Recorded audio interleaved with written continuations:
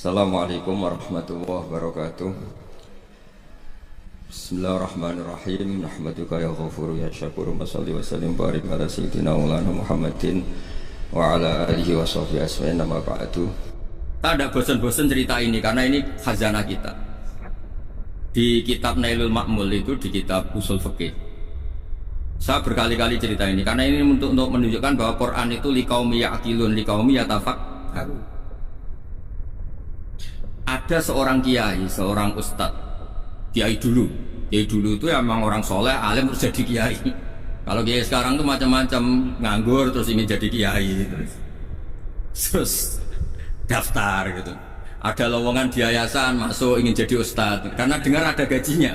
Dulu tuh ada seperti itu dah.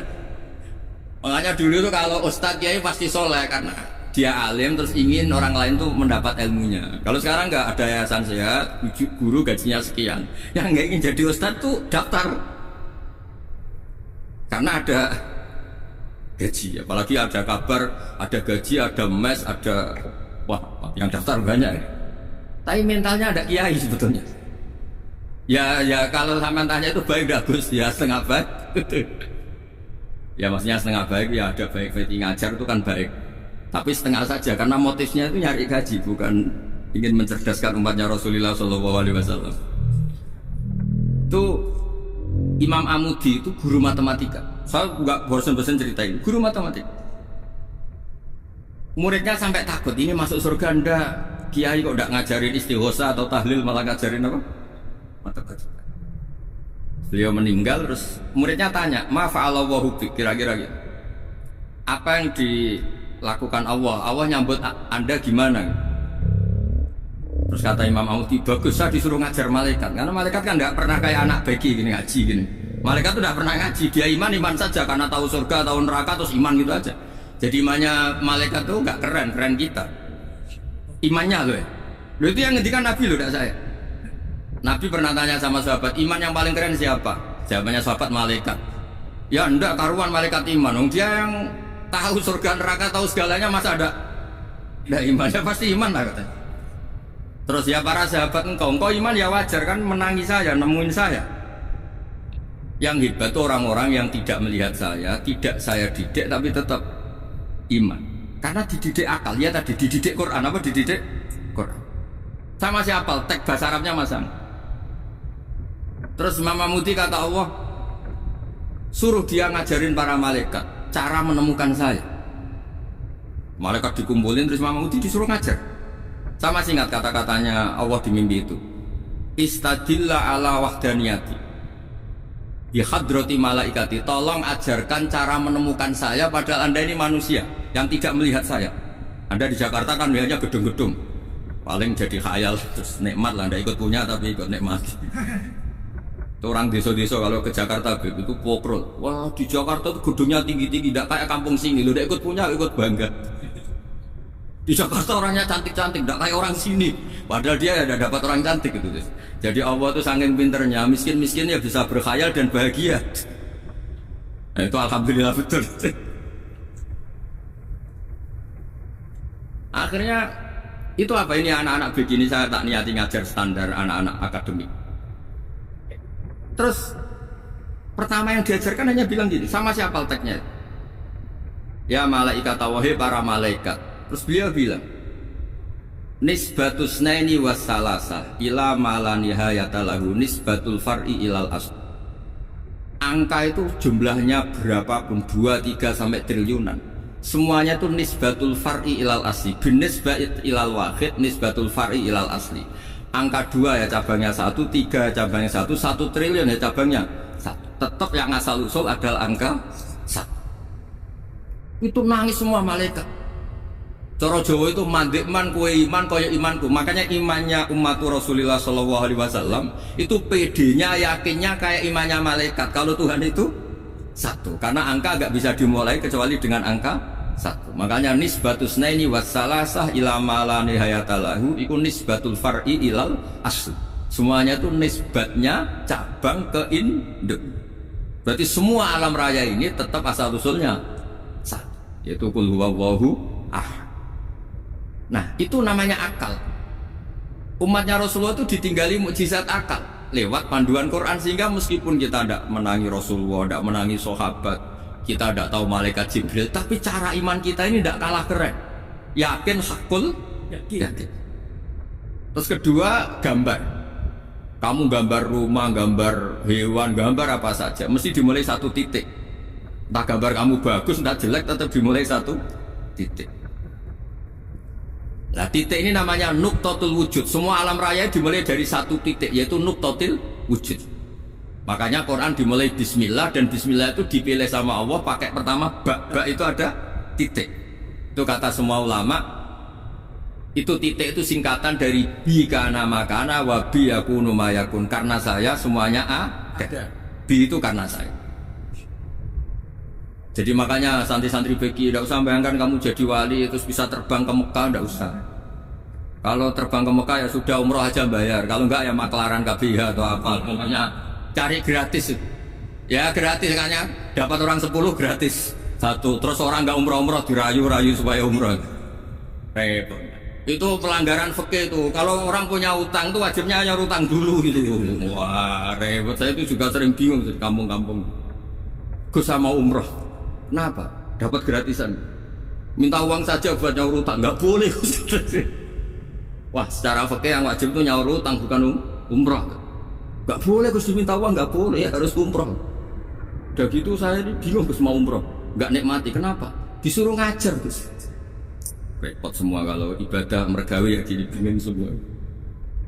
Ya saya mohon anak-anak biki semuanya yang seneng Quran itu harus seneng sampai kayak saya, sehingga tahu mencari Tuhan dengan cara tauhid yang berbasis akal itu sedzahir imannya malaikat. Jika di klasmen iman itu manusia ulul ilmi, kita-kita yang nekuni ilmu itu nomor 1 prakteknya. Karena nomor 1 itu Allah karuan kan, syahidawa, Allah kan gak tertandingi, syahidawa annahu la ilaha illallah. Terus wal malaikatu, malaikat kan karuan karena langsung menyaksikan surga. Dan ketiga apa? Wa ulul ilmi. Berarti prakteknya kan nomor 1. Kalau kompetitornya semuanya manusia, ulul ilmi nomor berapa? 1 kan? Nah nomor 3 kan dari Allah, malaikat, ulul ilm. Berarti kalau kompetisinya antar manusia nomor berapa? 1 kan? Nah kenapa ulul ilmi di nomor 3 kan, tapi dari Allah, malaikat, ulul? Kerennya kayak apa? Karena cara iman ulul ilmi itu nggak ada ragunya sama sekali. Kamu ragu nggak kalau 2 cabang dari 1 asalnya? Nggak pernah kan ragu kan? Semua gambar seruat apapun dimulai dari 1 titik, ragu nggak? Enggak kan? Nah imannya umatnya Nabi karena dipandu oleh Quran itu seyakin itu, sehakul yakin itu. Nah itu terus Jubair bin itu jadi iman. Am khuliqu min ghairi syai'in am humul khaliq. Terus kata Allah lagi, kalau kamu tidak percaya saya yang bikin langit bumi ya gampang dong, kamu saja yang ngomong kalau kamu yang bikin. Paling orang sepakat kamu stres. Terus hanya ayat gitu, am khalaqus samawati wal ardh. Kalau kamu tidak yakin Allah yang bikin ya silakan Anda klaim saja kalau kamu yang bikin langit bumi. Bala yuqinun, kamu juga gak mau kan dibilang stres. Ya, ini ngaji ilmu dulu, nanti bagian terakhir ijazah. Bismillahirrahmanirrahim. Ini riwayatul Bukhari. Haddatsana Abdullah bin Yusuf, haddatsana Les, haddatsana Sa'id al-Maghburi an-Nabi Abi Hurairah radhiyallahu anhu qala an-Nabiy sallallahu alaihi wasallam. Ma minal anbiya'i nabiyyun illa qad u'tiya minal ayat ma mithluhu amana alaihi al-bashar. Wa inna ma kana alladhi utituhu wahyan awhahu wa ilayya fa arju an akuna aktsarahum tabi'an yaumal qiyamah. Dadas kita tahu semua nabi itu punya mukjizat. Ya, semua nabi itu punya apa? Mukjizat. Mukjizat itu hal yang luar biasa yang memastikan manusia itu tidak bisa menyainginya atau menandinginya. Dan rata-rata mukjizat Nabi dulu itu fisik. Misalnya ontanya Nabi Soleh itu kan onta tapi keluar dari batu, itu kan aneh. Aneh sekali. Atau tongkat Nabi Musa bisa simsalabim mengeringkan laut apa? Merah. Semua Nabi itu punya mukjizat dan semuanya berbentuk fisik. Kecuali mukjizatul Rasulullah Shallallahu Alaihi Wasallam itu berupa Al-Quran. Al-Quran itu konsep ilmiah. Terus kata Rasulullah SAW, tapi saya karena Quran itu justru berharap pengikutku besar dan sampai hari kiamat. Sekarang kita logika ya. Andaikan kamu punya tongkatnya Nabi Musa, kalau kamu suka uang, kepikirannya dijual apa dipakai? Kalau kamu suka uang, pakai. Kalau kamu ahli suudon itu pikirannya ndak, ini asli ndak ya? Karena yang melihat di Turki itu ya sebagian gitu. Kalau yang suka perdukunan itu bayangkan tuh miliknya. Mungkin dipakai ngakali orang atau apa, pokoknya bayangkan tuh miliknya. Kalau yang kolektor pikirannya itu nanti ini laku berapa. Tapi kalau peneliti mungkin pikirannya itu ini asli apa enggak? Bukti aslinya apa? Repot lah. Lagi pula kalau kamu punya utang terus mau apa? Istri kamu marah mau apa? Kalau pakai tongkat. Nah, beda dengan mukjizatnya Quran itu semuanya apa? Ilmiah. Orang yang sedang harmonis dengan istri bisa pakai ayat di antara ayat-ayat Allah itu apa? Wa ja'ala bainakum mawaddatan warahmah. Nanti kalau ditakdir cerai, saya tidak menyarankan cerai. Kalau ditakdir cerai, itu masih dimotivasi sama Allah. Wa iyatafarraqa yughnillahu kullam min sa'ati. Jika suami istri itu cerai, jangan-jangan suaminya dapat istri lebih baik, istrinya nanti dapat suami lebih baik. Jadi yang masa lalunya dianggap prahara. Kan banyak orang suaminya meninggal ketika nikah lagi ditanya, kangen sama suami pertama, alhamdulillah ini lebih baik. Padahal suaminya yang meninggal itu berharap istrinya ini kangen, ternyata dia sudah syukur dapat suami yang lebih baik. Jadi Quran itu menunggui kita ila yaumil qiyamah. Kita tidak bunuh diri, itu ya barokahnya Quran. Karena problem apapun kita dinasehati apa sabar, apa dinasehati sabar. Kan nggak mungkin kamu pegang tongkatnya Nabi Musa, punya masalah apa saja ngelihat tongkat, bisa apa tongkat. Tapi kalau Quran kan nasihat, solusi. Makanya Nabi berharap dengan Quran ini, saya berharap pengaruh saya, pengikut saya terbanyak ila yaumil ya. Terus beliau dikomentari begini sama ini Fathul Bari, sarahnya Bukhari. Al-muradu anna mu'jizatil anbiya inqaradat binkiradi a'sorihim falam yusyahidha illa man hadara. Problem mukjizat nabi-nabi dulu itu kan fisik, sehingga yang tahu kalau Nabi Soleh punya unta yang ajaib itu yang tahu ya hanya yang hadir saat itu. Yang tahu kalau tongkat Nabi Musa bertuah itu juga yang tahu hanya yang hadir saat itu. Selebihnya tahu tongkat ya di museum. Tapi kalau Quran menjadi solusi, menjadi panduan, menjadi pegangan itu ila yaumil qiyamah. Kita beri contoh ya, Quran panduan yang paling gampang misalnya. Dulu ini cerita ya. Dulu itu ada orang kafir cerdas namanya Jubair bin Mut'im. Itu saking pinternya dia, pinter juga tokoh. Itu sebagai delegasi pembebasan Asra Badrin. Jadi tawanan-tawanan perang Badar itu mulai dulu ya ada negosiasi mau dibebaskan. Terus orang-orang kafir ini menugaskan namanya Jubair bin siapa? Mut'im. Ini ada di Bukhari. Karena ini ngaji di Jakarta. Kalau orang nggak tahu hadis juga tanya ini sahih enggak? Wong nggak tahu kok tanya itu aneh. Padahal kalau dibodoni itu ya nggak tahu. Tapi ya tetap tanya, hadisnya ini sahih enggak? Ini kata kiai apa kata nabi ini? Memangnya kata nabi kamu dengar kan ya lewat kiai. Emang. Setelah itu Jubair itu datang ke Medina. Dengerin, datang ke mana? Medina. Kemudian dengar Nabi baca Wattur pas sholat maghrib. Jubair karena Nabi dulu gak ada hotel, gak ada pondok ya. Pondoknya Nabi hanya Syifah itu. Nabi baca maghrib, bukan diskusi, bukan debat, baca Wattur wa kitabim mastur fi raqim mansur wal baitil ma'mur was saqfil marfu wal bakhril masjur terus.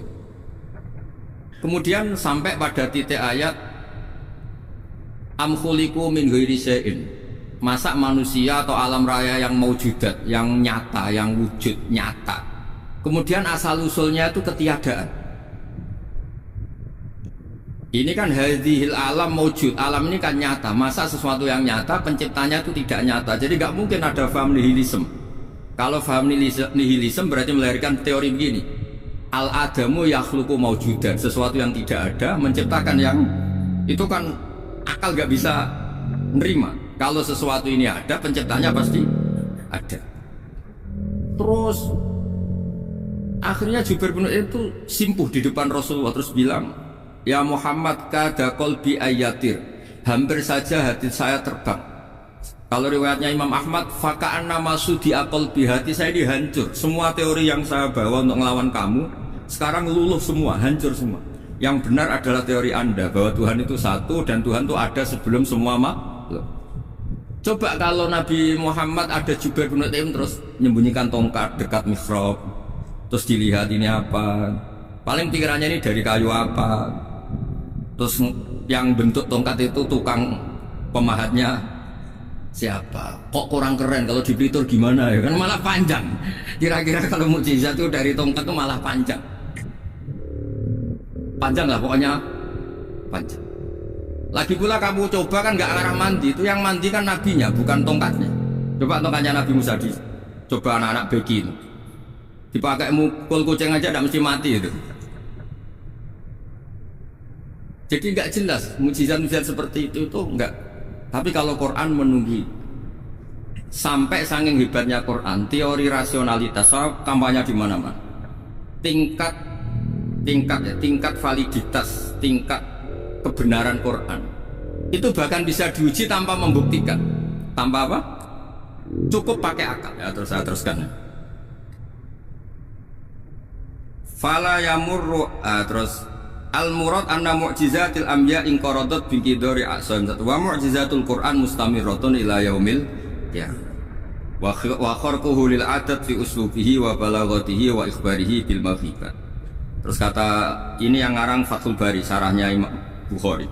Fala yamurru asrun minal a'sar illa wa yadharu fihi syai'un mimma akhbaru bi annahu sayakun yadullu ala sihhati da'wa. Wa hadza aqwal mustamila wa takmiluhu fil ladzi ba'da wa qilan ya anal al makna anal mukjizat al madiyah kanat khissiyatan tusyahadu bil absar kana qati soleh wa asa Musa. Mukjizatnya nabi-nabi dulu itu hanya penyembuh, hanya pelengkap, hanya nuruti keinginan mata. Seperti dahsyatnya apa? Laut Merah di sebelah apa dipukul sama tongkatnya Nabi siapa? Itu semuanya itu hanya memanjakan mata. Urusan mata, terus wow itu. Tapi kalau mukjizatnya Nabi Muhammad itu berdasar akal. Maksudnya berdasar akal ini dengerin ya, dengerin betul. Ketika Laut Merah terus tersibak kan, wow itu keren kan. Terus kita bilang menyimpulkan, wah kita tidak akan mampu. Itu bodoh sekali kesimpulan kita tidak akan mampu. Meskipun bikin nyamuk Anda juga tidak mampu. Loh, untuk memutuskan tidak mampu saja kok sampai pertunjukan seperti itu tuh laupo, cek goblok gitu. Nah kalau kita karena umat yang pinter untuk memaksa kita nggak mampu, Allah bilang Inna wa la yastahi ajadriba matalam ma ba'ud. Kita melihat nyamuk langsung berkesimpulan tidak mampu. Saya berkali-kali cerita nyamuk itu sudah kecil, masih punya urat, uratnya kayak apa, masih punya kuman, kumannya seberapa. Ya enggak, nyamuk itu kecil, punya organ tubuhnya punya urat. Itu kalau kamu pinter, antara tongkatnya Nabi Musa menyibak Laut Merah sama nyamuk itu sama-sama berkesimpulan melahirkan satu paham bahwa kita tidak.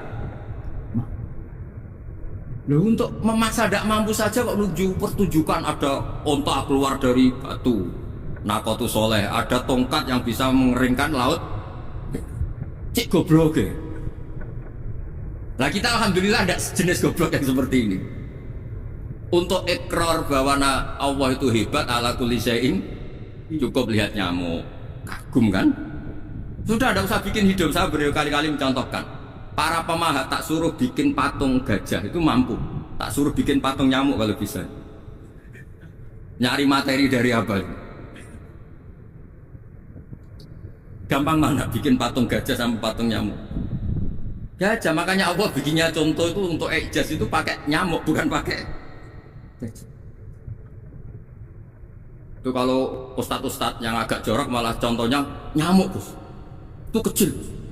Itu kayak apa? Di dalamnya dia hamil. Itu anaknya kecil lagi, telurnya kecil lagi, itu gimana itu cara bikin itu?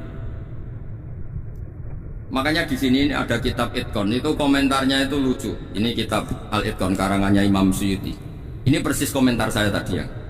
Kata Imam Suyuti, pengarang kitab Itkon, wa ya imma hissiyah wa imma akliyah. Jadi mukjizat itu ada yang fisik, bisa dilihat indra, panca indra, bisa dilihat akal.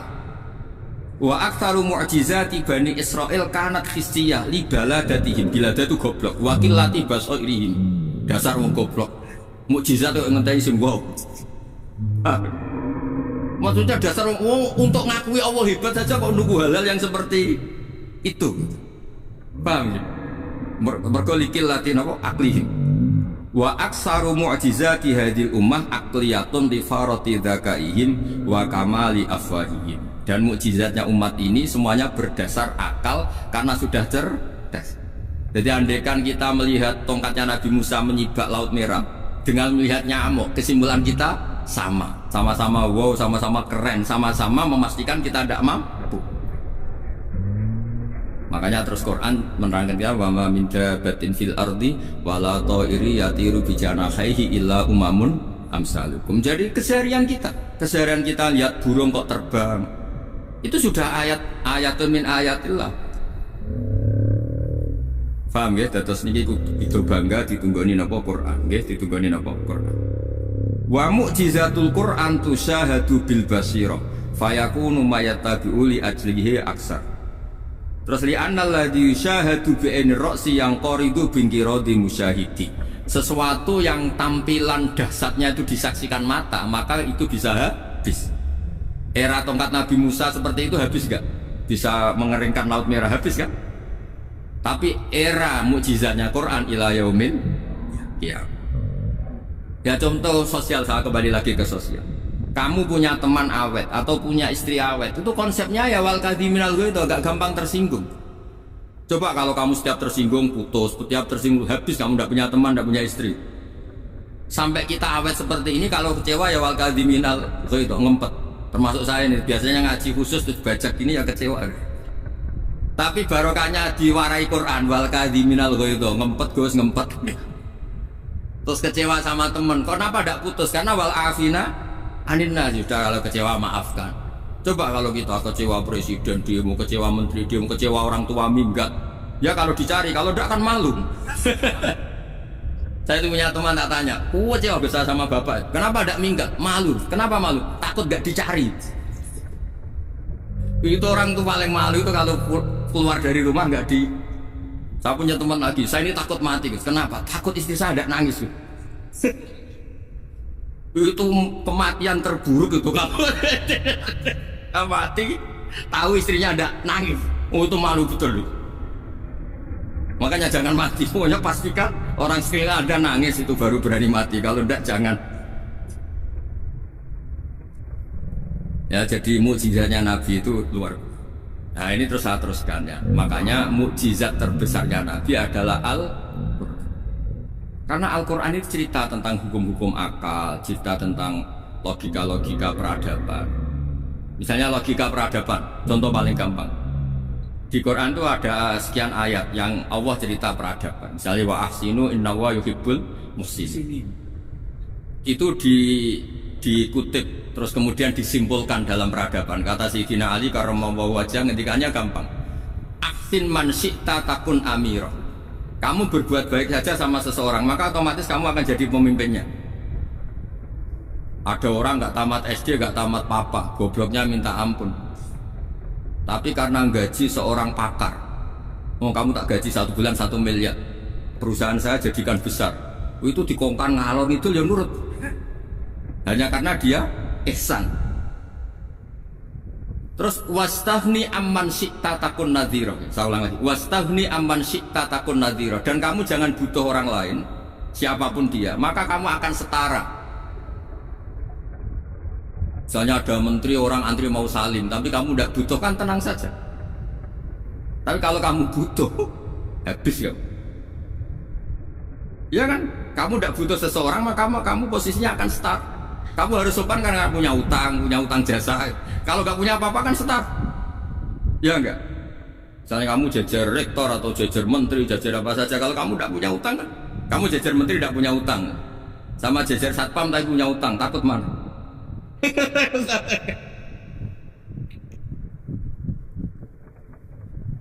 Kalau butuh itu mesti kalah kan? Ada pejabat misalnya nggak begitu cantik sama perempuan cantik yang kamu butuh ingin dicintai, takut mah. Padahal nggak jelas orang ini pangkatnya apa. Jadi dalam hukum sosial itu kata Sidin Ali, wastafni aman syi'ta takun nadhira. Kamu jangan butuh seseorang maka kamu akan star. Terus yang terakhir, wahtas ilaman syi'ta takun asiro. Asiro pakai sin. Dan silahkan butuh seseorang maka kamu akan jadi budak dia. Ya coba misalnya ada seorang profesor, seorang alim, seorang ketok, misalnya mencintai janda di ujung kampung sana, jalan kaki 2 kilo, padahal itu gak tamat SD, tapi gara-gara seneng, kacau kan, logika kepangkatan hilang semua kan. Jadi itu hukum peradaban, itu mewakili isi-isi sosial yang diterangkan Quran. Ya, jadi paketnya 3 tadi ya. Ahsin man syi'ta takun amiro. Kamu berbuat baik sama seseorang maka kamu bisa memimpin. Wastahni amman syi'ta takun nadhira. Kamu jangan butuh seseorang maka kamu akan setara. Bok kamu ketemu orang terkaya di dunia, yo ketemu orang terkaya di dunia, kamu jejer, kamu tidak butuh dia, tenang kan bisa setara kan? Tapi kalau butuh harus sopan, ngajukan proposal, harus berakhlak karimah. Makanya sekarang Anda kok berakhlak kenapa? Ternyata mau nyalek. Biasanya tidak berakhlak kok berakhlak. Ada apa ini? Makanya guyonan di Rembang tuh Beb Husain itu. Kalau ada orang mendadak sopan sama temannya, temannya curiga, kok tumben sopan, mau utang ya?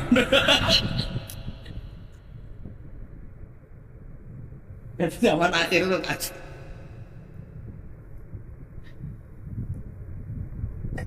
Ya di semua daerah gitu ya sama Pak Rektor ya. Kalau ada teman biasanya agak sopan kok sopan, itu temannya curiga. Ini Pak Rektor UI ini kok tumben sopan, ada apa ya? Karena di mana-mana orang butuh itu pasti beretika. Kamu punya teman paling berdua, kalau mau utang berakhlak gak? Atau misalnya kamu punya adik cantik terus punya teman berdua, kalau cinta adik kamu berakhlak gak? Biasanya nggak sama sekali gak berakhlak. Gara-gara butuh menjadi berakhlak. Ya jadi hukum sosial itu ya kuncinya 3 tadi. Ahsin man syi'ta takun amira. Wastahni amman syi'ta takun nadhira. Terus wahtas ila man syi'ta takun asira. Kalau kamu butuh seseorang pasti kamu dibikin hina. Asir itu tawanan. Nah, Quran itu bicara sosial itu lengkap. Dan itu yang nunggui kita. Kita punya tetangga yang kurang baik, ya senang. Punya tetangga baik, ya senang. Kata Imam Syafi'i, saya berkali-kali cerita, kok senang semua Imam Syafi'i? Ya bagus lah, kalau yang senang saya enak lah, dijak jagongan, dijak ngopi enak. Yang nggak senang saya, gak ngarah utang. Uang itu nak, kamu punya tetangga gak senang kamu, aman kan? Aman. Gak akan pinjem uang kan, pinjem mobil, uang gak senang kok. Makanya Imam Syafi'i itu kalau ngedikan luar sana, diceritain orang, ya Aba Abdillah begini, ya Aba Abdillah orang tuh gak seneng kau, bagus lah. Loh kenapa bagus? Waman asa'a ilaika faqad atlaqaka. Orang yang gak seneng kamu maka membebaskan kamu. Gak akan pinjam uang, pinjam mobil, gak akan ganggu waktu kamu, kan gak seneng. Justru yang seneng-senengi masalah pinjam terus. Imam Syafi'i itu orang yang anggap dunia itu selesai. Ada yang cerita, ya Aba Abdillah, orang yang tadi cium tangan engkau, yang hormat engkau, di luar maki-maki engkau, ngerasain engkau, ngata-ngatain engkau. Ya bagus lah. Kok bagus gimana? Berarti saya wibawa, di depan saya ada berani ya. Berarti saya wibawa, di depan saya ada berani kan? Berarti itu makomnya sudah kulillah sumadarhum fi khawdihim yal'abun. Sudah dunia itu selesai, sudah agak penting semua. Nah itu kalau kamu anak-anak beki ahli Quran sudah ayatnya kulillah sumadarhum fi khawdihim yal'abun. Sudah lihat Allah saja agak penting, makhluk-makhluk itu udah makhluk semua agak penting, sepenting Allah. Nah, kita ini ditunggoni mukjizat seperti itu. Bayangkan misalnya kita ditunggoni tongkatnya Nabi Musa. Saya ngajar di sini terus ini tongkat. Terus nanti yang tanya, Gus itu kayu apa Gus? Nanti yang kolektor tanya itu harganya berapa Gus? Ruwet apa? Terus yang ahli suudon itu asli gak Gus? Wah. Yang ahli suudon kan mesti tanyanya gitu, itu asli enggak Gus? Repot-repot pokoknya. Tapi kalau Quran kan jelas. Suatu saat ada perdebatan antara Abdul Hasan al-Asy'ari. Abdul Hasan al-Asy'ari ini tokoh ahli sunnah paling populer dalam ilmu logika. Dia mengatakan orang menemukan Tuhan itu harus lewat logika yang cermat, tidak boleh taklid, hanya ikut-ikutan.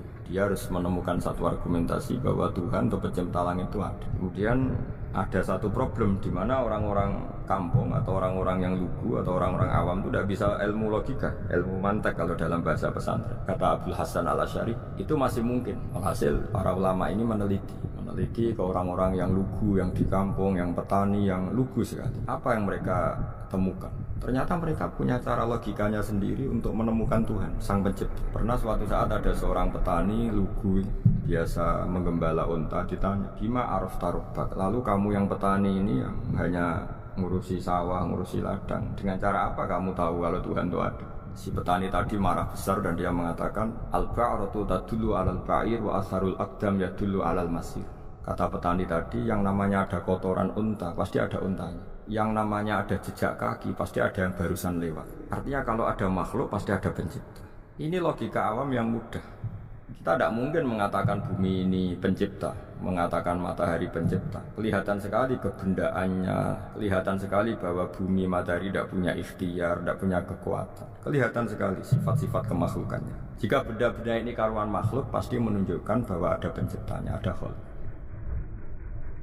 Bismillahirrahmanirrahim. Alhamdulillahirabbil alamin wassalatu wassalamu ala asyrafil mursalin sayyidina Maulana Muhammadin wa ala alihi washabbihi ajmain. Amma ba'du. Berikut sebagai mukaddimah bahwa Profesor Zaini Dahlan berkeinginan UI punya tafsir dan terjemah sendiri. Lewat proses yang panjang dan melibatkan tim, diantaranya saya, terbitlah tafsir versi UII, juga terjemah versi UII. Di antara ciri khas terjemahan UI adalah bahwa bahasa Arab yang tentu mengandung kesusastraan Arab, balaghah, kemudian ditransfer untuk pembaca Indonesia, sehingga di antara ciri khas terjemahan UI adalah dengan rasa Indonesia dan tentu tidak merubah makna. Berikut beberapa kutipan yang perlu pemirsa atau pendengar tahu. Al-Quran adalah satu kitab suci yang diturunkan kepada Nabi besar Muhammad SAW.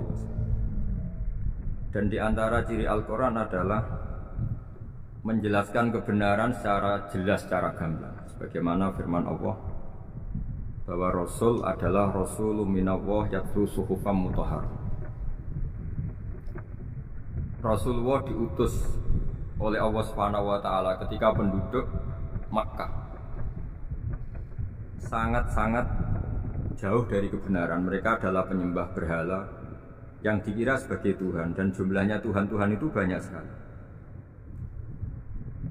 Suatu saat Rasulullah mendakwahkan bahwa Tuhan itu satu dan harus satu. Tapi kata mereka, kenapa Muhammad menjadikan Tuhan satu? Padahal urusan kita banyak, problem kita banyak. Harusnya Tuhan itu juga banyak. Ini yang diceritakan dalam surat Shad, Aja'alal alihata ilaha wahida inna hadza lasyai'un ujab. Bagaimana mungkin urusan kita yang banyak, yang harusnya butuh Tuhan banyak, kemudian menjadi hanya Tuhan satu. Lalu Rasulullah dengan sabar, dengan telaten memberi penjelasan. Dan ini yang disebut al-bayyinah, penjelasan yang sangat jelas, sangat gamblang, sangat rasul.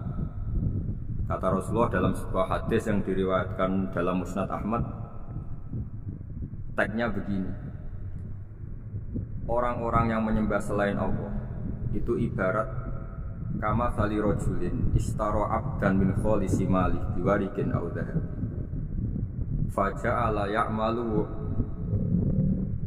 Mereka mau bekerja tapi wa yu'tihullatahu ila ghairi sayyid fa ayyukum sarruhu ayyakuna abduhu kadzalik. Nabi lalu kemudian bikin analogi, wahai masyarakat Mekah, bagaimana kalau Anda ini jadi seorang pembantu atau seorang budak lalu punya majikan banyak. Dan semua majikan Anda ini punya perintah yang beda-beda, punya selera yang beda-beda. Semuanya atasan Anda, semuanya majikan Anda. Apa Anda senang punya majikan yang banyak? Lalu mereka bilang, wah susah Muhammad kalau kita punya majikan banyak. Tuhan kamu adalah majikan kamu. Bagaimana kalau Tuhan banyak, punya perintah yang beda-beda, punya selera yang beda-beda? Kalian pasti akan kebingungan. Ya sudah Muhammad, normalnya Tuhan itu satu. Sehingga mereka tercerabut dari pemikiran bahwa Tuhan harus banyak. Ini yang dimaksud dalam surat Al-Bayyinah, lam yakunil ladzina kafaru min ahlil kitab wal musyrikina munfakina hatta ta'tiyahumul bayyinah. Bahwa orang-orang kafir, baik kafir ahli kitab maupun kafir musyrik Mekah, mereka tidak pernah terlepas dari sifat kekafirannya, yaitu menuhankan banyak Tuhan, sampai datang sebuah bayinah. Bayinah itu argumentasi kebenaran yang begitu jelas. Setiap membawa kebenaran, argumentasinya meyakinkan. Itu siapa? Rasulun minallah yatlu suhufam mutahharah, yaitu Rasul yang membacakan lampiran-lampiran suci, yaitu Al-Qur'anul Karim. Dengan penjelasan analogi tadi, kemudian orang-orang Mekah sadar susahnya kayak apa kalau Tuhan banyak, lalu perintahnya beda-beda, seleranya beda-beda, hukumnya beda-beda. Ini membingungkan. Akhirnya mereka ngakui bahwa pentingnya logika tauhid. Nah ini yang Rasulullah ini benar-benar berstatus bayi. Kemudian analogi betapa buruknya kita saat menyembah selain Tuhan. Lalu Rasulullah mencontohkan sebagaimana yang saya kutip tadi dari Musnad Ahmad. Misalnya Anda punya pembantu atau zaman dulu budak. Anda beli dari harta kamu, dari uang kamu. Kemudian budak ini kerja. Yang ngasih makan kamu, yang fasilitasi kamu, toko milik kamu, semua milik kamu. Kemudian dia kerja dan hasil dari kerjanya dia dikasihkan ke orang lain. Kamu senang tidak punya budak yang seperti itu, kata Rasulullah. Wah kita semua tidak senang Muhammad. Sama seperti itu. Kamu adalah bisa makan rezeki dari Allah. Kamu nempat di buminya Allah. Kamu minum dari air yang dibikin Allah. Kemudian Anda menyembah selain Allah. Itu aneh apa enggak? Menyembah zat yang tidak memberi rezeki kamu, yang tidak bikin bumi untuk kamu, yang tidak bikin langit untuk kamu, yang tidak bikin fasilitas air untuk kamu. Aneh enggak? Semenjak itu mereka berpikir betapa buruknya mereka menyembah berhala, menyembah arca, menyembah Yesus, menyembah mati. Nah ini yang disebut Rasulullah adalah orang yang benar-benar bayina. Ketika melontarkan kebenaran, benar-benar jelas sehingga diterima secara akal yang sehat. Karena semua akal yang sehat akan menerima agama ini disebut fitratallahi allati fatarana salih. Bahwa agama ini agama fitrah. Orang yang normal, yang cara berpikir normal pasti menerima agama. UII dengan terjemahan ini dan dengan tafsir ini ingin memberi penjelasan simbol-simbol yang ada di beberapa surat. Di antara lagi yang di bab muamalah, betapa Rasulullah itu punya logika yang benar-benar mudah diterima. Dulu orang Arab dalam bab muamalah jual beli biasa menjual kurma masih kecil, masih belum jelas jadi kurma yang baik apa enggak. Kalau istilah orang Jawa masih pentil. Kalau bahasa Arab qobla budui solahiha. Calon buahnya itu belum pasti jadi buah. Kemudian masih bunga, masih apa sudah dijual. Dengan transaksi, asumsi harga andekan sudah jadi kurma. Kalau dalam Jawa mungkin jual mangga sebelum tua masih pentil, masih kecil. Lalu kata Rasulullah, kamu jangan melakukan itu. Kenapa ya Rasulullah, padahal kita butuh uang? Kata Nabi, ara'aitum in mana Allahu as-samra fa bima yastakhillu ahadukum mala akhi. Bagaimana kalau buah-buah yang masih kecil itu kemudian berguguran karena satu musim atau karena apa? Lalu kamu mendapat uang itu atas nama apa? Yang dikatakan tijaro adalah muawadhah. Pembeli dapat barang, kamu dapat uang. Lalu kalau barang yang ada nggak menjadi buah yang baik, Anda menerima uang itu atas nama apa? Rasulullah secara haru, secara mengingatkan nurani kita dengan redaksi fabima yastakhillu ahadukum mala akhi. Lalu kamu mendapat uang saudara kamu atas nama apa? Kalau atas nama buah, mereka belum mendapat. Akhirnya ada kesadaran bersama bahwa sebaiknya kita menjual sesuatu itu yang pembeli ya dapat barangnya, yaitu dalam konteks ini buah yang sudah layak dijual, kita dapat. Ini lagi-lagi Rasulullah al-Bayyinah sekali memberi penjelasan begitu jelas. Ketiga misalnya di bab jinayat, di bab hukum pidana. Rasulullah kalau bikin logika itu begitu jelas, mudah diterima. Misalnya begini, suatu saat Rasulullah bersabda, Al-Qatil wal Maktul finnar, orang yang membunuh dan yang dibunuh sama-sama di neraka. Itu dalam konteks saling bunuh yang dalam kezaliman. Lalu sahabat janggal, ya Rasulullah, oke lah kalau pembunuh itu masuk neraka, ini bagaimana mungkin yang dibunuh pun masuk neraka? Rasulullah dengan jelas, dengan bayyinah, dengan hujjah, beliau menjawab, innahu kana harisan ala qatli sahibi. Sebetulnya yang terbunuh pun mentalnya pembunuh, karena dia sangat juga ingin membunuh saudaranya. Nasibnya saja yang menjadikan dia terbunuh. Hanya sahabat tahu, ya ternyata maktul dalam konteks duel adalah mentalnya qatil juga. Sehingga karena mentalnya qatil, dia tetap di neraka. Meskipun prakteknya dia menjadi maktul yang Nah ini yang dimaksud oleh Allah, bahwa Rasulullah ini bisa menghilangkan tradisi kemusyrikan, bisa menjungkir balikkan, menghancurkan kemusyrikan, karena Rasulullah bisa menjelaskan secara detail hatta ta'tiyahumul bayyinah. Bayyinah adalah Rasulun minallah yatslu suhufam mutahhar. Jadi ini yang insya Allah sebagai kajian kita, bahwa kita butuh sekian penjelasan untuk mengenang dan membuktikan bahwa Rasulullah adalah benar-benar al-Bayyinah.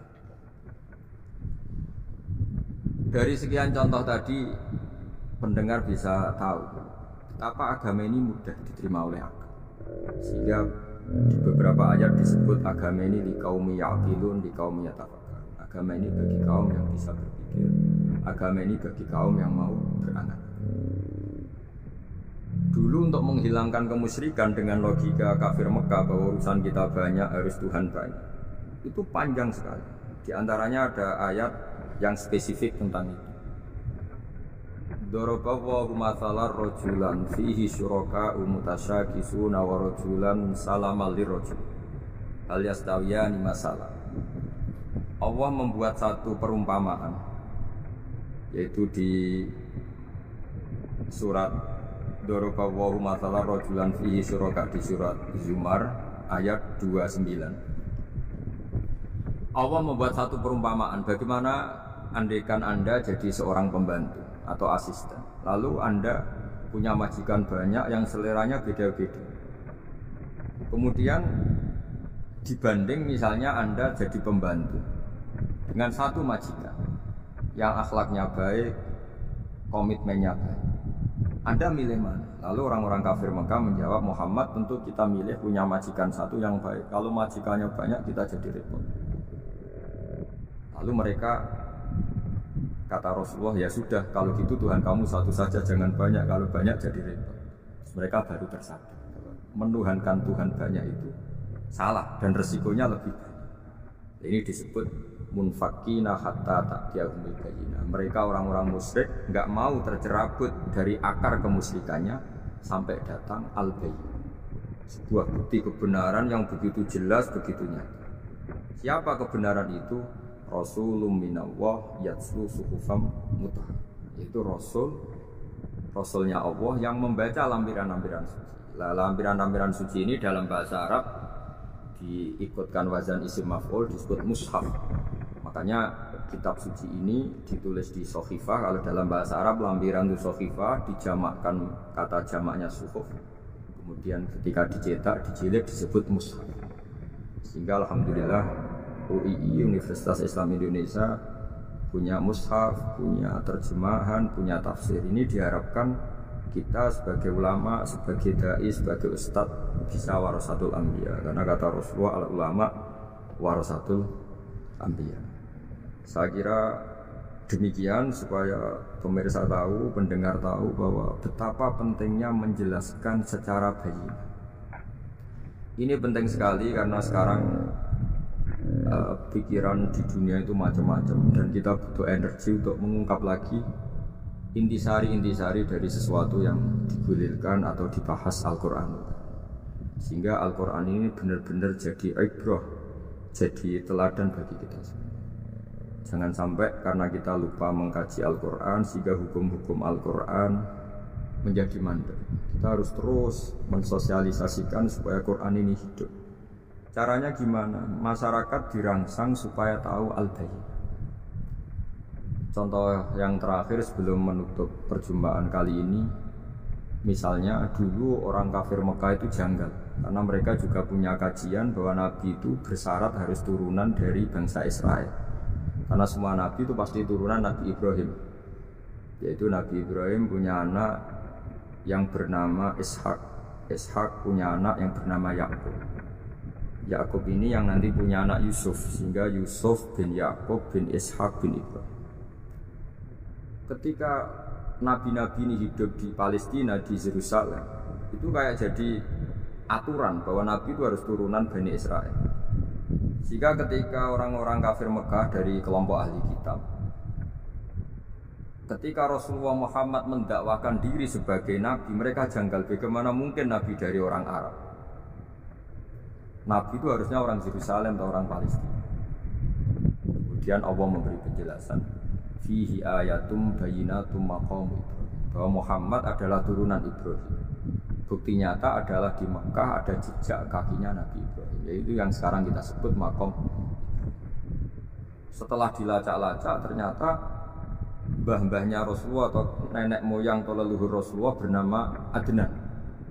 Adnan ini kata sejarah-sejarah disepakati wa Adnanu bila raibin inda dzawil ulumin nasabiyah ila dzabihi Ismail nisbatuhu wa muntama, bahwa Adnan ini tertulis secara sejarah lengkap bahwa dia turunan dari Nabi Ismail.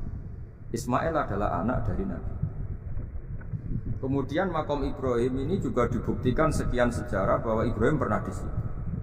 Yaitu ketika Hajar, ibu dari Ismail, kesulitan nyari air, lalu lalang lari antara Safa dan Marwah. Kemudian kita kenang sekarang bernama Sa'i.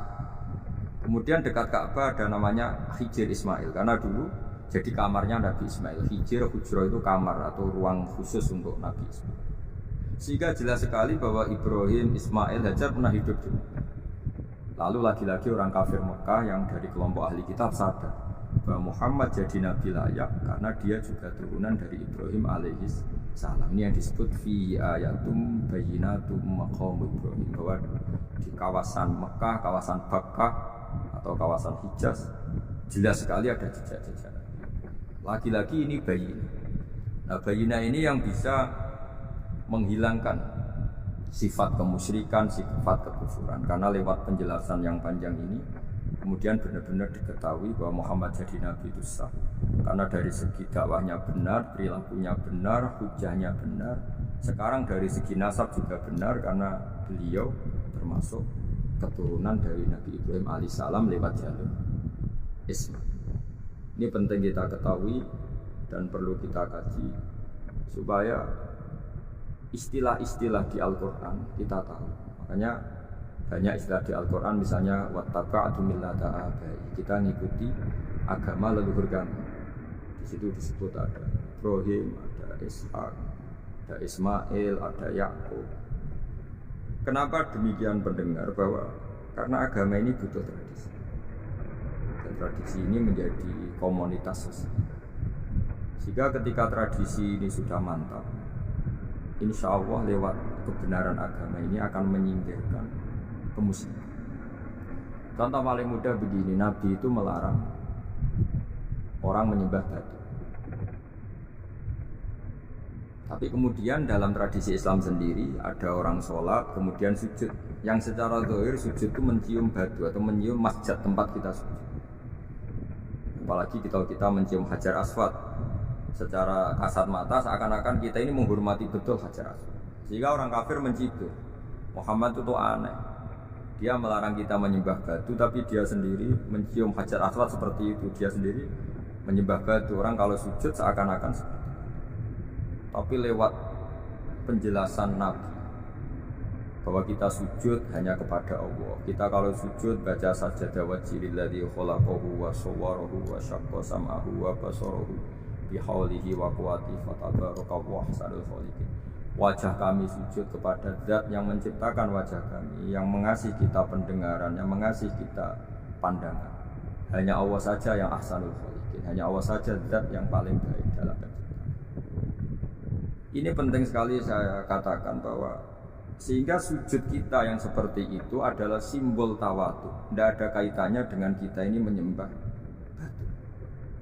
Jika kita tradisikan ke anak-anak saat sujud baca Subhana rabbiyal a'la wa bihamdihi, kita ajarkan mereka bahwa semua selain Allah adalah ciptaan.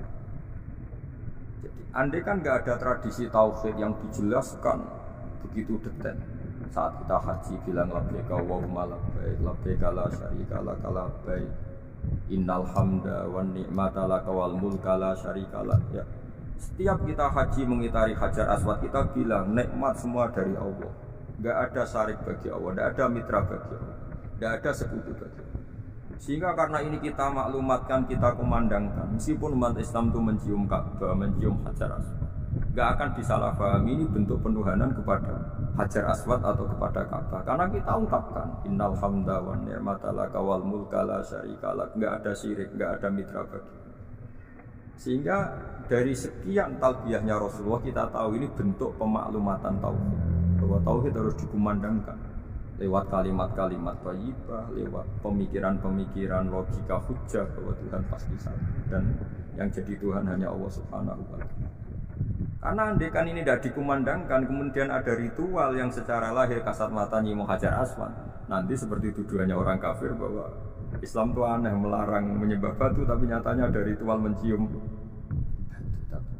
Sebab itu tidak menjadi aneh ketika Imam Bukhari termasuk rawi besar, termasuk hadis sahih yang meriwayatkan Sayyidina Umar atau Umar radhiyallahu anhu itu setiap mencium Hajar Aswad beliau berkomentar, saya tahu betul kamu hanya batu, la tadurru wa la tanfa, tidak memberi madarat, tidak memberi manfaat. Kalau saja saya tidak melihat Rasulullah mencium kamu, maka saya tidak mau mencium.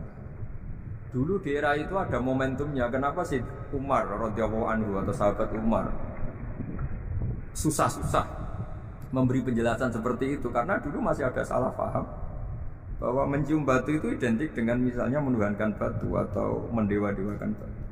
Sehingga Umar butuh memberi penjelasan. Sayyidina Umar memberi begitu penjelasan detail bahwa kamu hanya batu yang tidak mandoroti, tidak manfaat.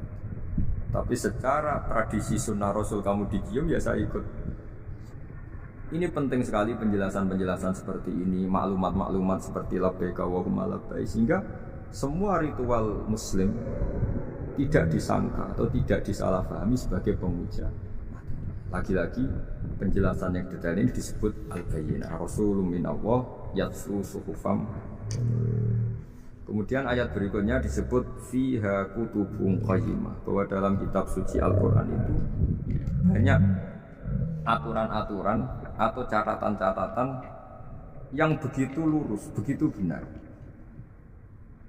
Tentu karena kita ini orang Indonesia yang kalau mengakses langsung bahasa Arab mungkin kita masalah, sehingga alhamdulillah Universitas Islam Indonesia menerbitkan seri terjemah juga seri tafsir, dan sekarang dibantu lewat acara ini kita berusaha atau membantu para pendengar untuk lebih memahami lebih. Sahabat Indonesia yang kami hormati, berikut kita mulai kajian tafsir yang dikeluarkan oleh UII. Mari kita mulai dengan surat Al-Baqarah. Bismillahirrahmanirrahim. Alif Lam Mim. Dzalikal kitabul la raiba fihi hudal lil muttaqin. Di sini diterjemahkan Alif Lam Mim ini termasuk ayat-ayat yang oleh para ulama dianggap mutasyabihat. Artinya kita tidak boleh memaksakan maknanya. Kita cukup iman bahwa itu dari Allah Subhanahu wa ta'ala. Ini termasuk ayat-ayat yang kita percaya bahwa ada makna yang diinginkan Allah, tapi kita tidak perlu menduga-duga apa sepersisnya makna itu. Dzalikal kitab la raiba fih, kitab ini tidak ada yang diragukan. Hudal lil muttaqin, petunjuk bagi mereka yang bertakwa. Sahabat Indonesia yang kami cintai, yang kami hormati,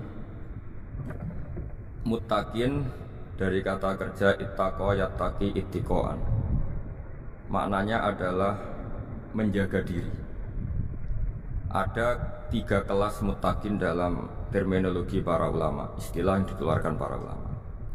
Satu, muttaqin orang yang menghindari perilaku syirik atau perilaku kekafiran.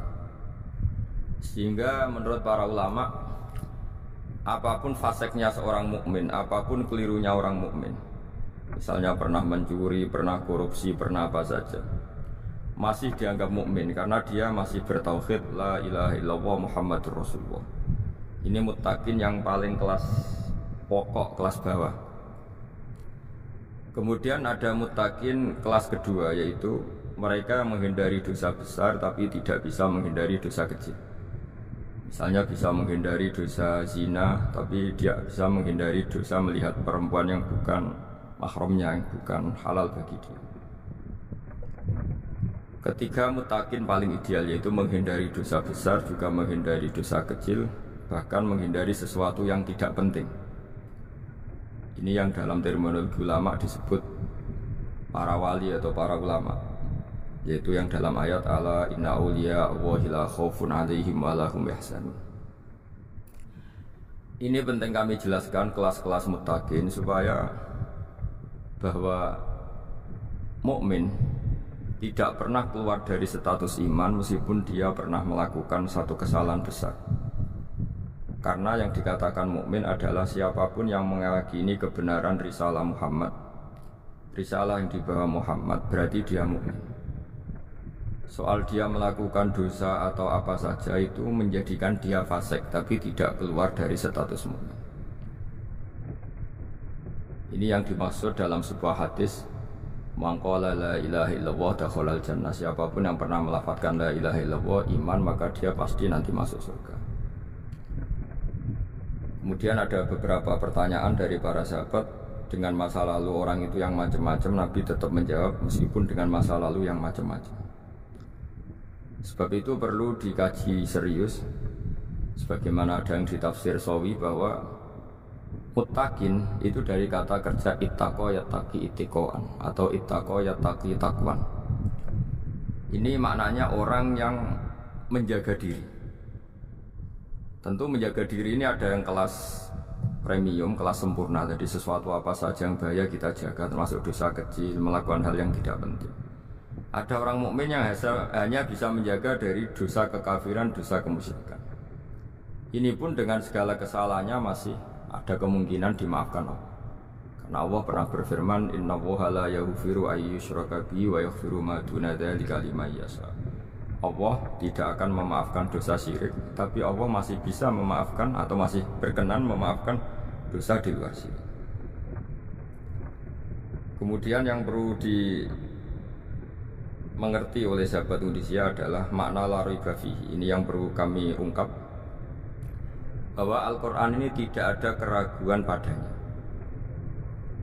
Tidak ada keraguan ini yang mudah kita teliti karena kita orang Indonesia, mungkin rasa-rasa sastra Arab enggak kenal.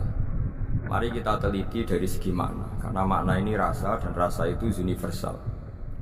Begini misalnya, dulu orang-orang kafir Mekah karena mereka penyembah berhala, penyembah Tuhan-Tuhan yang banyak, itu memprotes. Mereka memanggil tentu masih Muhammad, belum ya Rasulullah. Muhammad, kamu mengajak ke Tuhan berapa? Rasulullah menjawab, ke Tuhan yang satu. Lalu mereka bertanya, Muhammad, urusan kita ini banyak, problem kita banyak. Tuhan banyak saja tidak bisa menyelesaikan, apalagi satu Tuhan. Ini yang diceritakan dalam sebagian ayat disebut Aja'alal alihata ilaha wahida inna hadza lasyai'un ujab. Bagaimana mungkin Tuhan itu satu? Harusnya Tuhan itu banyak karena urusan kita banyak. Lalu Rasulullah dengan bimbingan Tuhan, bimbingan Allah mendatangi mereka, kemudian Nabi menjelaskan, Tuhan itu adalah ketua kalian, Tuhan itu adalah pimpinan kalian.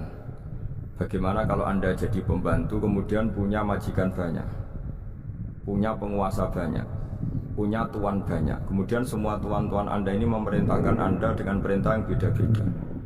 Apa kalian mau punya majikan atau pimpinan yang banyak? Mereka menjawab tidak, Muhammad. Terus mereka akhirnya sadar bahwa problem Tuhan banyak itu tentu lebih sulit, lebih problem, karena nanti perintahnya beda-beda, keinginannya beda-beda. Mereka akhirnya tersadarkan bahwa sebaiknya atau seharusnya memang Tuhan itu satu. Jadi Rasulullah SAW menjelaskan logika bertauhid itu dengan sekian variasi, dengan sekian logika.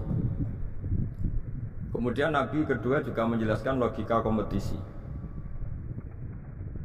Kata Nabi yang karena bimbingan Allah diberi satu pengertian. Andai kan Tuhan itu 2 atau 3 kemudian berebut dalam tahta arsy atau tahta yang di alam raya ini, sebagaimana lazimnya para penguasa, maka pasti ada yang menang, ada yang kalah. Dan yang kalah tentu gak layak sebagai Tuhan. Ini yang disebut wala ala ba'duhum ala ba'd. Tentu kalau Tuhan itu banyak, mereka akan berkompetisi, akan bertarung.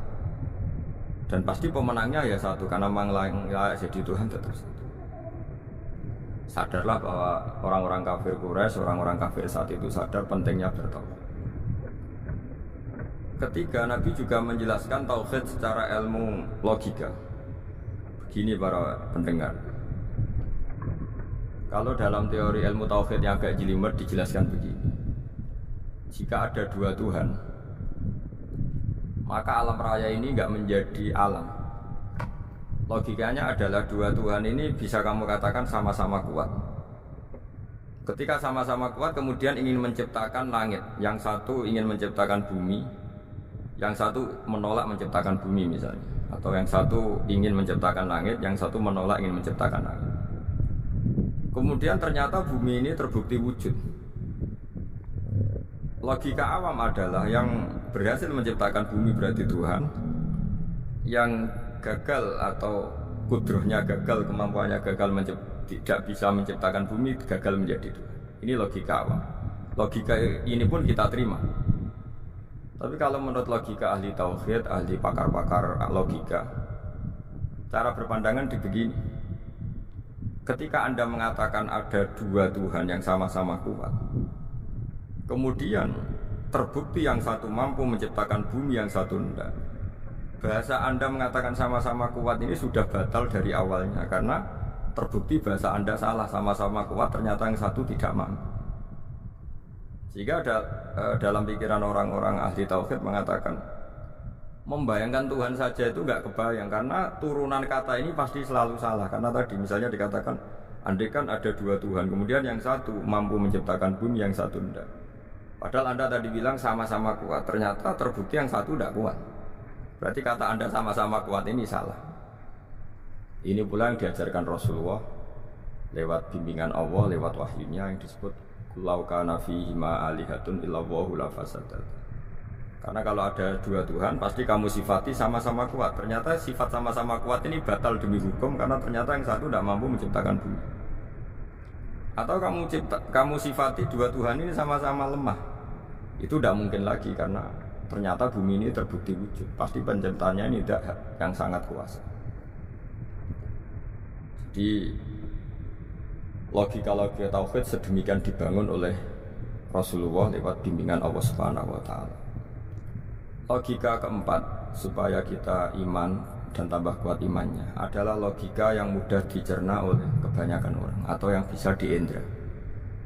Begini misalnya dalam sebuah ayat di surat Al-Kahfi, kemudian di awal surat Al-Ahqaf, kemudian di sebagian surat At-Tur ada penjelasan begini. Ketika Rasulullah mengajak manusia menyembah Allah, kemudian orang-orang kafir tanya, lalu Tuhan kamu siapa Muhammad? Tuhan saya adalah Allah menciptakan langit bumi. Terus mereka berandai-andai, ada Lata, ada Uzza, ada Manat, ada Hubal. Itu Tuhan-Tuhan kami. Terus Rasulullah bertanya, apakah Tuhan-Tuhan yang kamu sembah itu memberi kontribusi saat langit dan bumi diciptakan? Mereka menjawab, tidak Muhammad, itu Tuhan-Tuhan yang kami bikin. Begitu juga asumsi tentang Tuhan-Tuhan yang lain. Apakah Isa ikut menciptakan bumi atau menciptakan langit? Tentu jawabannya tidak. Karena Isa lahir di bumi, orang tahu tanggal lahirnya, tahu tahunnya, dan sebelum ada Isa juga sudah ada bumi. Sehingga untuk menetapkan tauhid, berkali-kali Quran tanya, Amman khalaqas samawati wal arda, siapa sih yang menciptakan langit bumi? Siapa sih yang menurunkan air dari langit? Siapa yang mengatur ini, itu, ini? Akhirnya mereka menjawab, itu semua Allah Muhammad. Begitu juga kemungkinan setan, misalnya setan itu fisik atau makhluk atau apa saja yang tidak kita lihat. Kemudian setan itu lewat rayuannya, lewat tipu dayanya ingin disembah. Kata Allah menjelaskan ini, ma asyadduhum khalqas samawati wal ardi wala khalqa anfusihim. Kamu tidak perlu takut sama setan atau apalagi menuhankan setan. Setan itu tidak yang punya reputasi menciptakan langit dan bumi. Bahkan setan tidak bisa menciptakan dirinya sendiri.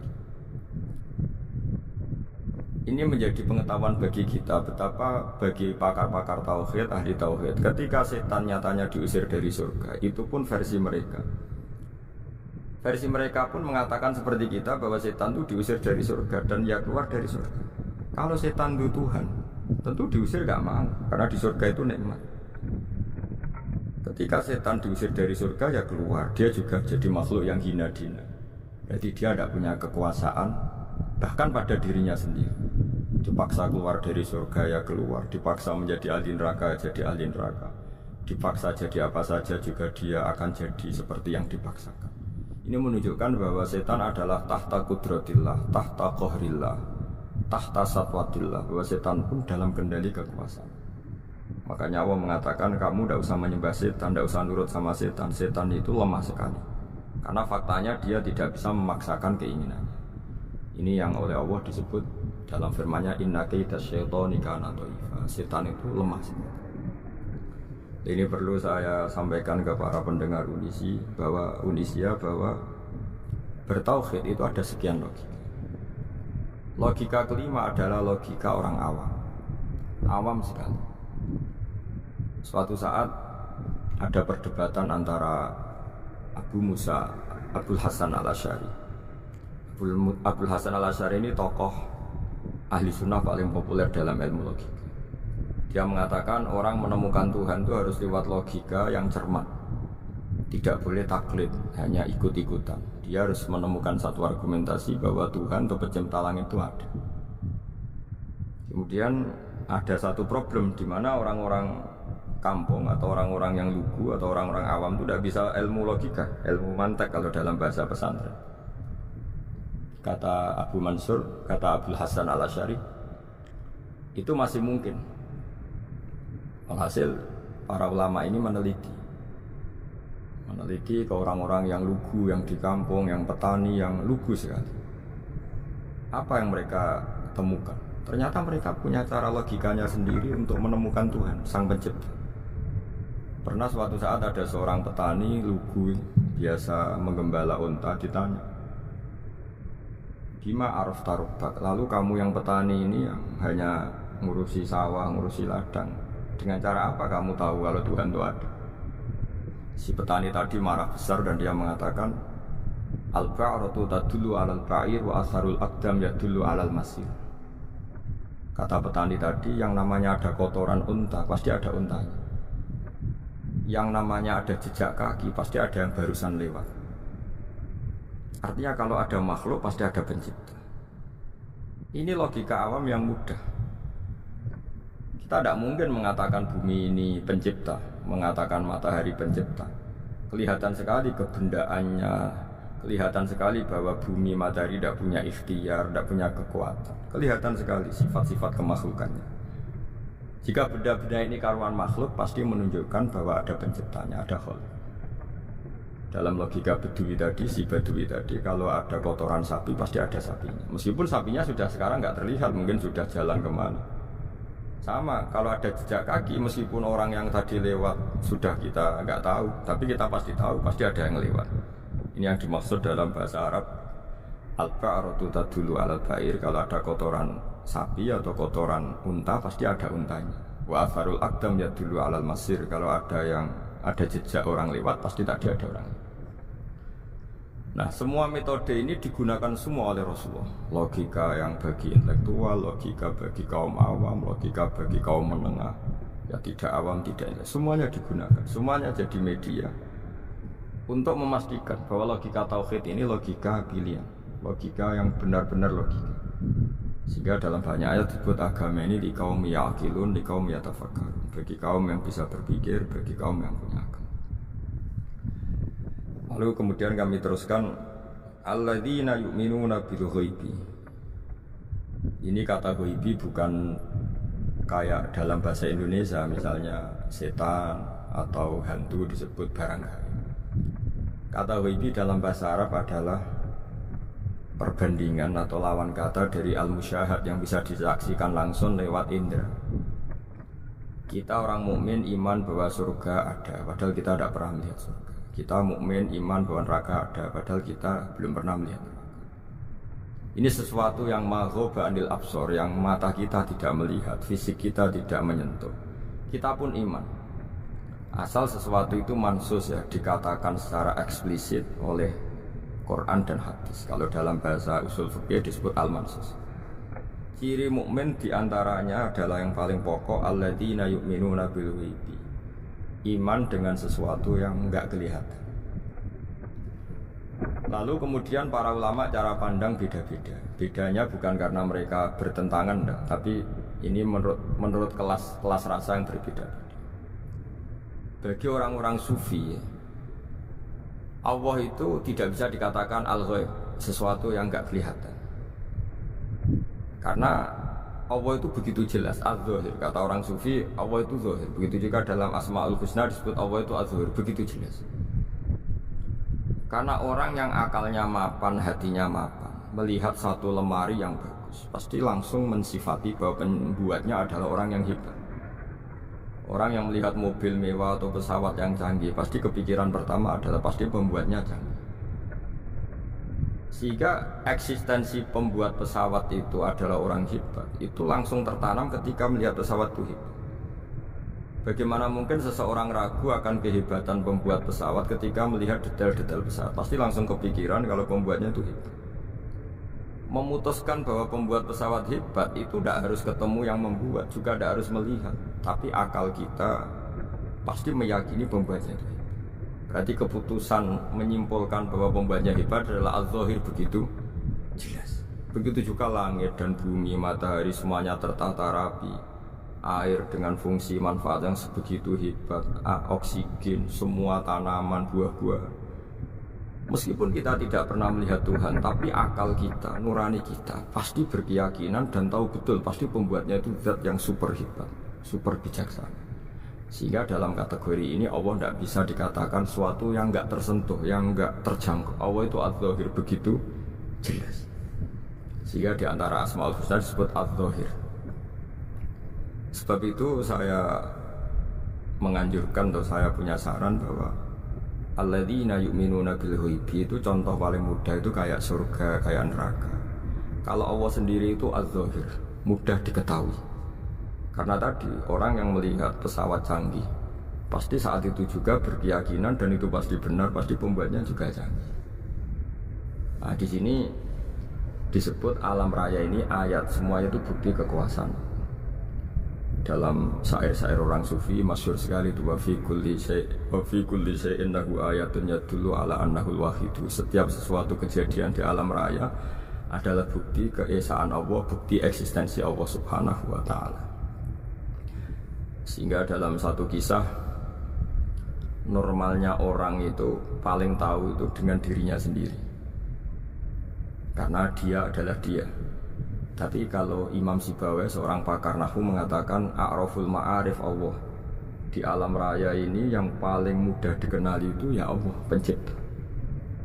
Karena andai kan kita sendirian di hutan, kemudian kita mulai punya akal, kita mungkin tidak tahu diri kita ini siapa. Tapi setidaknya kita langsung menyimpulkan bahwa kita tidak bisa menciptakan diri kita sendiri. Ketika kita berkesimpulan tidak bisa menciptakan diri kita sendiri, pasti kita terus berkesimpulan ada di luar kita yang menciptakan kita. Nah, sebab itu kenapa sifat mencipta ini yang pertama kali dikenalkan oleh Allah kepada nabinya untuk dikenalkan kepada umat. Yaitu disebut Iqra bismi rabbikal ladzi khalaq. Muhammad, bacalah dengan nama Tuhanmu. Sifat Tuhan yang paling mudah dikenali oleh siapapun adalah sifat pencipta. Karena ketika seseorang yakin dia lahir sudah ada bumi, dia lahir sudah ada langit, dia pasti akan tahu bahwa dia ada penciptanya. Sehingga paling mudah mensifati Allah atau mensifati Tuhan adalah bismi rabbikal ladzi khalaq.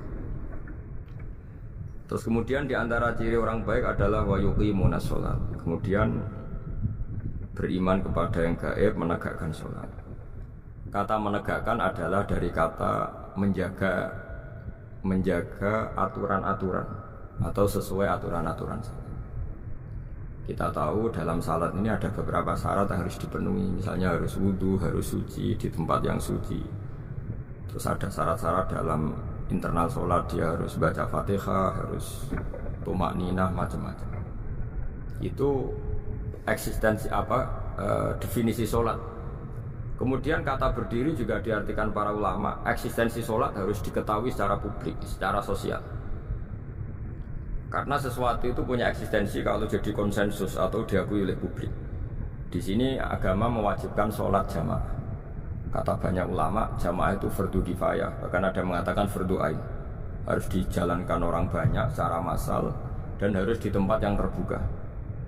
Sehingga kata para ahli fikih, andaikan ada orang jamaah di dalam rumah dan diketahui oleh banyak orang belum mencukupi atau belum menggugurkan kewajiban jamaah. Sehingga eksistensi sholat harus diketahui secara publik. Sehingga dulu Rasulullah itu kalau sholat di masjid dan masjidnya terbuka. Sampai sekarang kita pun menyaksikan semua umat Islam kalau sholat di masjid yang terbuka. Sehingga dunia non muslim pun tahu bahwa dalam Islam ada ritual, ada ibadah yang bernama sholat. Hikmah kedua dengan cara terbuka seperti ini, sholat itu menjadi gak pernah rubah mulai zaman Nabi sampai kiamat. Dengan tradisi jamaah berarti kaifiyah atau cara sholat itu permanen. Bapak kita sholat ya seperti itu, imam seperti itu, anak cucu kita akan meniru kita ya seperti itu. Sehingga gak ada varian-varian yang hanya berdasar subjektivitas musolli yang sholat. Taruh saja kita misalnya jadi seorang sufi yang baru takut sama Allah atau baru usul kalau dalam bahasa sufi. Kemudian kita sholat sendiri di rumah, mungkin dengan gaya menangis, terseduh-seduh macam-macam. Ini tentu tidak baik sebagai standar sholat. Begitu juga ada anak atau pedagang yang kesusu atau tergesa-gesa, kemudian sholat hanya sekian, 2 menit, 1 menit. Ini juga tidak baik. Meskipun itu boleh dilakukan individu-individu, tapi kalau dalam sholat jamaah, orang harus manut imam. Dan ada standarnya, misalnya tumak ninah itu biqadri subhanallah, jadi ada ukurannya. Ini penting saya utarakan bahwa hikmah jamaah itu bukan sekedar dapat pahala 27 kalau sendiri, dapat pahala 1 tunda. Tapi ini menjaga eksistensi sholat supaya ya seperti ini terus sampai kiamat. Sehingga orang Indonesia atau orang Afrika, orang mana saja, itu ketika haji atau ketika saling berkunjung di negara lain, itu nggak akan kaget dengan cara-cara sholatnya, karena seluruh dunia kaifiyahnya caranya sama. Ini semua barokah dari jamaah. Maka Rasulullah itu nggak banyak ngendikan tentang caranya sholat, beliau hanya ngendikan shollu kama ra'aitumuni usolli. Sudahlah kamu pokoknya makmum saya, nanti caranya kamu sholat sama seperti saya seperti ini. Sehingga kata menegakkan sholat adalah bisa kita tegakkan kalau kita aparat negara ya, bikin aturan supaya eksistensi sholat gak terganggu. Kalau kita seorang kultural juga mensuasanakan sholat, dan supaya kefiahnya atau caranya sholat ini benar, kita tradisikan jamaah. Sehingga anak kecil ngikuti yang besar, yang bodoh ngikuti yang pinter dengan satu cara, itu barokahnya jamaah. Sehingga wa yuqimunas sholat itu, sholat kita dirikan baik secara personal dengan cara-cara tumak nina, kita suci di tempat yang suci, maupun kita tegakkan, kita maklumatkan, kita jadikan konsensus bahwa sholat ya seperti ini. Sehingga ada khayal-khayal lagi dalam Islam. Misalnya nyuwun sewu ada aliran yang mengatakan Ya kalau Tuhan itu kan enggak bebas arah, bebas tempat. Dulu pernah ada orang sesat sholat sampai 4 rakaat 4 arah, alasannya Tuhan itu tanpa arah. Enggak akan terjadi seperti itu. Karena ijma'nya umat Islam, konsensus umat Islam akan menolak paham yang seperti itu. Jadi saya mohon sekali, ini pentingnya jamaah. Dengan jamaah maka caranya sholat, cara meyakini madhab kiblat dan sebagainya terjaga ila yaumil qiyamah, sampai hari kiamat. Terus sifatnya orang mukmin lagi, wa mimma razaqnahum yunfikun, dan menafkahkan sebagian rezeki yang kami berikan. Ya ini termasuk zakat, sedekah. Jadi ada sebuah riwayat mengatakan inna fil mali haqqon, harta itu ada haknya, yaitu zakat.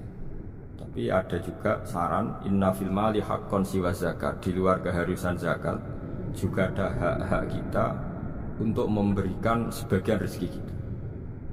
Taruh saja misalnya saya punya uang 10 juta. Secara nisab zakat belum sampai 1 nisab, karena 1 nisab itu sama dengan nilai 84 gram emas.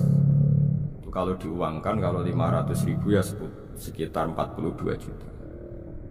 Tapi kita sebelum punya 1 nisab pun tetap ada keharusan mengeluarkan sebagian. Yaitu tentu dalam fikih kita wajib mengeluarkan uang untuk anak kita, untuk istri kita. Itu yang wajib-wajib. Kemudian ada sosial, kita nyumbang masjid, nyumbang yatim piatu, macam-macam. Sehingga kata para ulama, ciri utama mukmin diantaranya adalah melakukan zakat, baik zakat yang fardu maupun zakat yang sunat. Karena kata zakat itu dimaknai fardu, sebetulnya definisi para ahli fikih untuk membedakan zakat yang wajib dengan sedekah. Tapi sebetulnya zaman dulu nggak ada seperti itu. Zakat itu maknanya bersihkan harta.